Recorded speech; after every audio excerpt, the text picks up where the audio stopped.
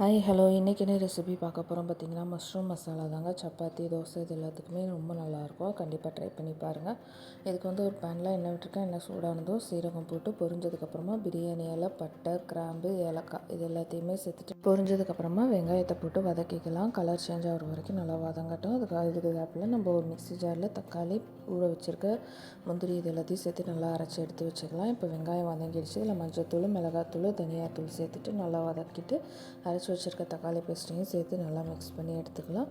அது லைட்டாக பச்சை வாசனை போனதுக்கப்புறமா அதில் தேவையான அளவு உப்பு, நம்ம அந்த மிக்ஸி ஜாரில் கொஞ்சம் தண்ணீர் சேர்த்து அலசிட்டு எவ்வளோ தண்ணி தேவையோ கிரேவிக்கு அதுக்கேற்ற மாதிரி கொஞ்சோண்டு சேர்த்துக்கலாம்.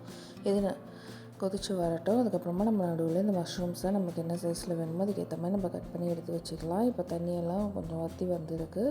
எண்ணெய் பிரிஞ்சு வந்ததுக்கப்புறமா நம்ம கட் பண்ணி வச்சுருக்க மஷ்ரூமை சேர்த்து இதில் கொஞ்சோண்டு கரம் மசாலா ஆட் பண்ணிவிட்டு ஒரு வாட்டி நல்லா மிக்ஸ் பண்ணிவிட்டு ஒரு 10 நிமிஷத்துக்கிட்ட மூடி போட்டு வேக வச்சுக்கலாம். நல்லா கிண்டி விட்டுக்கலாம்.